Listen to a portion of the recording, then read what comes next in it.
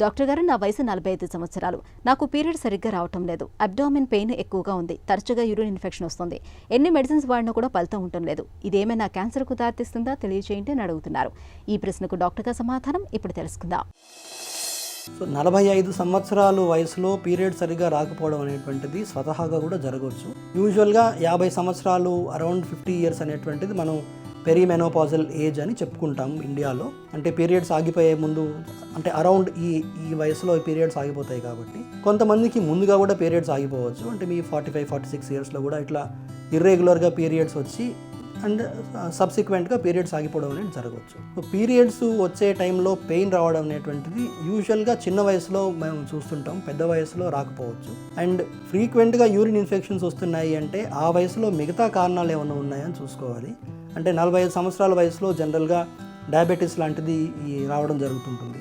So దానివల్ల కూడా ఫ్రీక్వెంట్గా ఇన్ఫెక్షన్స్ రావచ్చు. అలాగే యూట్రస్లో వచ్చేటువంటి చిన్న ప్రొలాప్స్ అనేటువంటిది కొన్ని ప్రాబ్లమ్స్ ఉంటాయి. అంటే యూట్రస్ పేగు జారడం అంటారు, అటువంటిది ఏమన్నా జరగవచ్చు. ఇవన్నీ ఉన్నాయా లేదా అంటే ఫస్ట్ మొదటగా ఇవే చూసుకోవాలి. కరెక్టబుల్ కాజెస్ ఈజీగా మనం ఐడెంటిఫై చేసి కామన్గా సొసైటీలో ఉండేటువంటి కాజెస్ ఉన్నాయో చూసుకోవాలి. ఇవి కాకుండా క్యాన్సర్గా మారొచ్చా అంటే క్యాన్సర్ కూడా ఉండొచ్చు.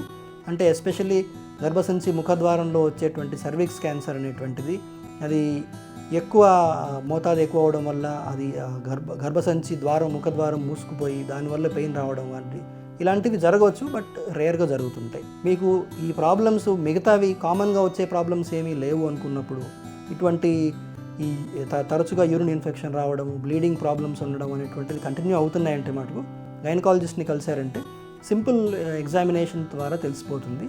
అండ్ దాన్ని స్పెక్యులమ్ ఎగ్జామినేషన్ అంటారు, అది చేస్తారు. అవసరమైతే అల్ట్రాసౌండ్, పెల్విస్ అల్ట్రాసౌండ్ చేసి క్యాన్సర్ లాగా ఏమైనా అనుమానం ఉందా అని చూస్తారు. ఏమి కనిపించకపోయినా కూడా ఒకసారి ఎగ్జామినేషన్ చేసుకోవడంలో తప్పేమీ లేదు. ప్యాప్ స్మియర్ అని చేస్తారు. ఆ ప్యాప్ స్మియర్ మనం పరీక్ష చేసి హ్యూమన్ ప్యాపిలోమా వైరస్ టెస్ట్ చేస్తాం. అంటే సర్విక్స్ క్యాన్సర్ ఉందా లేదా అనేటువంటిది మనకి డౌట్ అనేది క్లియర్ అయిపోతుంది.